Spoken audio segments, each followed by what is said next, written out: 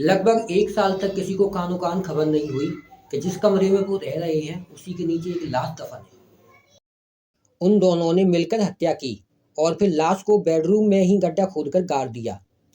सबूत मिटाने के लिए उन्होंने उस जगह पर कंक्रीट डाला ताकि बदबू बाहर न आए और किसी को शक न हो। लेकिन जब 1 साल बाद पुलिस को लाश मिली, तब ये मर्डर केस पूरी दुनिया के सामने आया। चलिए आपको विस्तार से बताते हैं। नमस्कार, मैं अंकित स्वागत करता हूं आपका अलर्ट इंडिया के एक और नए एपिसोड में। अगर आपको यह वीडियो पसंद आए तो प्लीज़ लाइक, शेयर, सब्सक्राइब करना ना भूलें। दरअसल उस लाश की पहचान हैदराबाद निवासी अंजू के रूप में हुई, जो घरों में साफ सफाई का काम करती थीं। अंजू की उम्र 40 वर्ष थी। वह अपनी 2 बेटियों के साथ रहती थीं।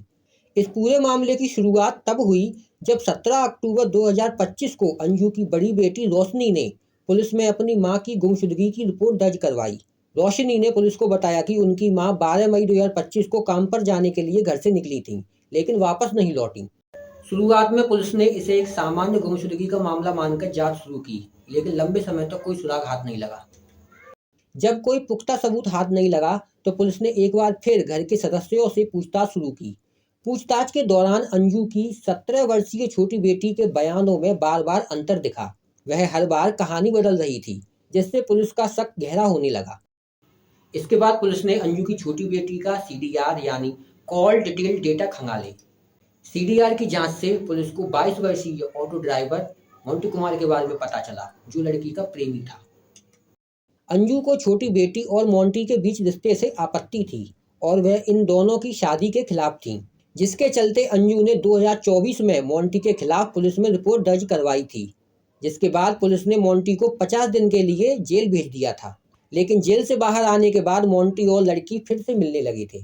पुलिस को पुख्ता सबूत मिलने के बाद 17 मार्च को मोंटी और लड़की को हिरासत में लेकर पूछताछ शुरू की। कड़ी पूछताछ के सामने दोनों ज़्यादा देर टिक नहीं पाए और उन्होंने अपना जुर्म कबूल कर लिया। उन्होंने बताया कि कैसे उन्होंने मिलकर अंजू की हत्या की और फिर पकड़े जाने के डर से लाश को ठिकाने लगाया। रोज की तरह हत्या वाले दिन भी अंजू काम पर गई थी। इस दौरान प्लान के तहत मोंटी अंजू के घर लौटने से पहले ही उनके घर पहुंच गया था और दोनों अंजू की जान लेने के लिए तैयार थे। अंजू के घर आते ही मोंटी ने चाकू से अंजू के सीने पर वार किया, जिससे वह जमीन पर गिर पड़ी। फिर क्या, मोंटी और लड़की दोनों अंजू पर टूट पड़े और अपने मकसद में कामयाब हो गए। दोनों ने बेरहमी से अंजू की हत्या कर दी। हत्या के बाद उसी बेडरूम में गड्ढा खोदकर दफना दिया। अब उन्हें यह भी डर था कि जब लाश से बदबू फैलेगी तो लोगों को पता चल जाएगा और वे पकड़े जाएंगे।